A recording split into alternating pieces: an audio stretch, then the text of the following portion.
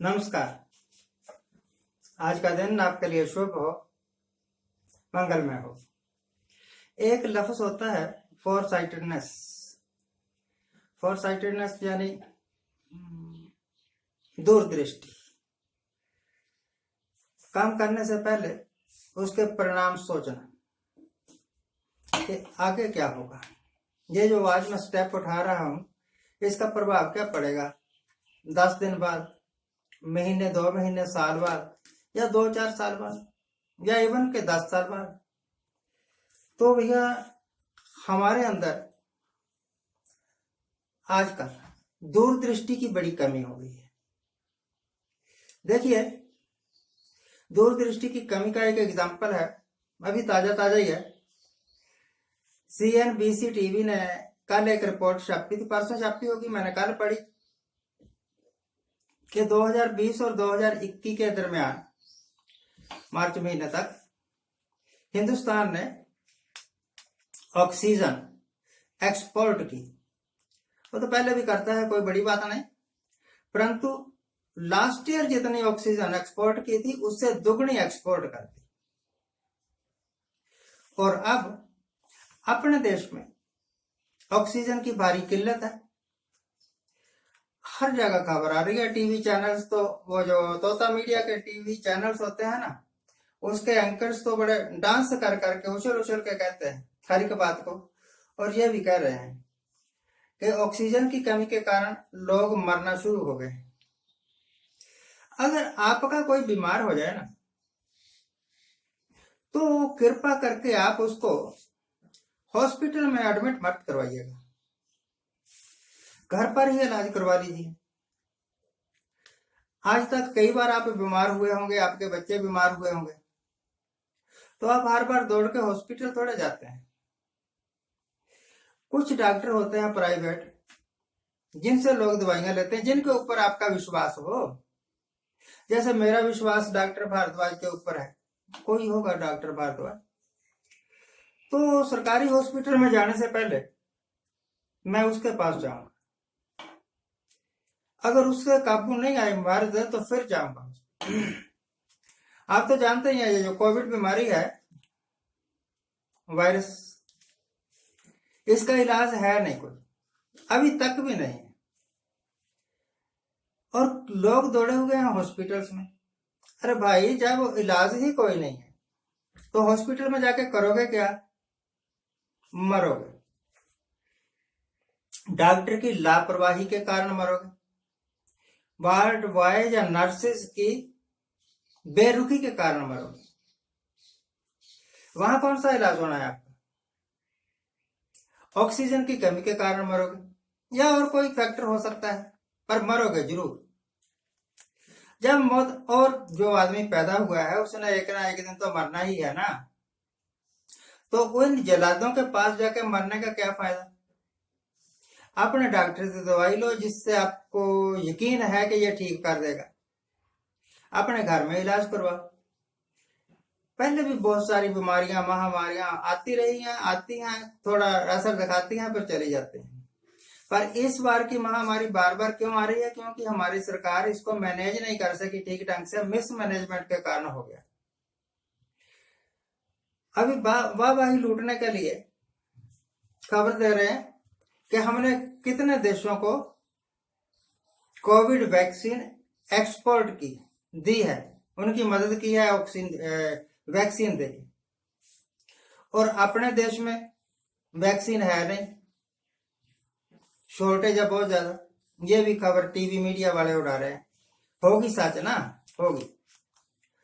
तो अपने लोग तो भूखे मर रहे हो और दूसरों को आप दान कर रहे हो, ये तो कोई बात नहीं बनी ना। जिस वक्त मोदी साहब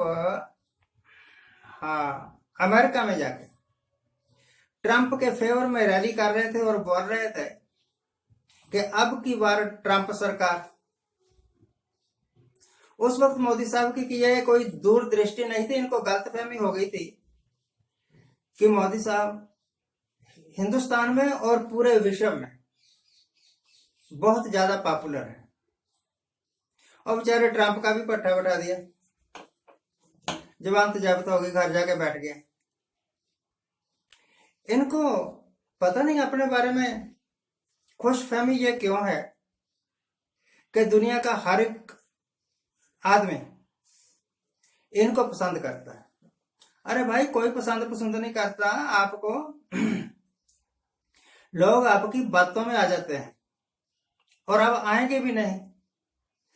लोग आपकी लच्छेदार बातें सुन के आपको वोट डाल देते थे, और जब लोगों ने जाना कि ये तो थोथा चना है, एक कहावत है, थोथा चना बाजे घना। जिस तरह मोदी साहब बोलते बहुत है, बीजेपी वाले सारे ही बहुत बोलते हैं भाई, इनकी खासियत, परंतु करते कुछ नहीं। करते होंगे पर होता कुछ नहीं। मदद तो की थी ट्रंप की कि वो जीत जाए, परंतु वो हार गया। बड़ा बेआबरू होके उसको राष्ट्रपति भवन से निकलना पड़ा। जिस तरह की ये चाल चल रहे हैं, मुझे लगता है कि अब की बार मोदी सरकार तो खत्म होगी ना बात, कहीं बड़े बेआबरू होके ना निकलना पड़े। जिस तरह इंदिरा गांधी के ऊपर मोरारजी देसाई वगैरह ने केस चलवाए थे, उस वक्त कोई इज्जत थोड़ी रह गई थी इंदिरा गांधी की। जिस वक्त नरसिम्हा राव के ऊपर केस चलाए थे, उस वक्त नरसिम्हा राव की कोई इज्जत थोड़ी रह गई थी। जिस वक्त राजीव गांधी के ऊपर दोषारोपण किए गए रिश्वतखोरी के, बफोर्स तोप के बारे में, उस वक्त उनकी कोई इज्जत थोड़ी रह गई थी। परंतु जिस तरह सोना आग में पड़ने के बाद शुद्ध हो जाता है, निखर जाता है, ये तीनों ही आदमी इंदिरा गांधी, राजीव गांधी और नरसिम्हा राव निखर गए। इनके व्यक्तित्व इनके दोषों में से साफ निकल गए। साफ क्या निकल गए? उन्होंने कुछ किया ही नहीं था, इस करके कोर्ट भी क्या करता। परंतु इन लोगों की बात अलग है, बीजेपी वालों की बात अलग है। इनके जितने भी है ना एमपी या एमएलए, वो सारे दूसरी पार्टियों के भगोड़े हैं। और जो भगोड़ा आदमी दूसरी पार्टी का आपके पास आ गया और आपने उसको रख लिया कि जीत जाएगा तो सरकार बन जाएगी, और बन भी गई, तो वो आपका वफादार नहीं रहा, बीजेपी का वफादार नहीं रहा, वो तो अपनी जेब का वफादार रहा। जब ये सरकारें चली जाएंगी और इंक्वायरियां होंगी, तो करतूतें तो की हुई होंगी उन काली भेड़ों ने जो दूसरी पार्टियों के इधर आए। या ये भी कौन से दूध के धले हैं, इनके भी तो कई ज्यादा लालची बंदे होंगे ही, परंतु बदनाम होंगे मोदी साहब, बदनाम होंगे बीजेपी के मुख्यमंत्री। इस तरीके से आज के युग में कोई भी दूध का धुला नहीं है। और इनके बारे में तो कहे ही क्या, ये तो सरासर सफेद झूठ बोलते हैं।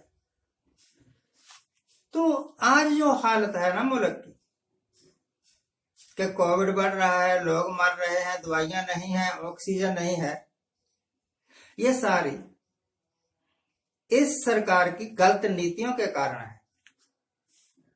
ना तो हिंदुस्तान के हॉस्पिटल इतने घटिया हैं और ना ही यहां संसाधनों की कोई कमी है, परंतु लालची लोग, गद्दार लोग, मौका परस्त लोग प्रॉफिट कमाने के वास्ते अब ब्लैक मार्केटिंग तक उतर आए। अब मौका है कि अगर इस सरकार में थोड़ी सी भी अकल बची हुई है तो टाटा जैसे, मीसा जैसे लाज को दोबारा लागू करें। नहीं तो जैसे हाई कोर्ट ने कहा, दिल्ली हाई कोर्ट ने, कि जो ऑक्सीजन की सप्लाई को रोकेगा उसको हम फांसी दे देंगे, ये उनके ऊपर नहीं लागू, इनके ऊपर भी लागू होगा। इनमें से बहुत सारे लोगों को फांसी मिलेगी, क्योंकि इनकी गद्दारियां सामने आने वाली हैं। आज के लिए इतना ही। आज जिनका जन्मदिन है उनको हैप्पी बर्थडे, आज जिनकी मैरिज एनिवर्सरी है उनको बहुत बहुत शुभकामनाएं। सदा सुखी रहिए।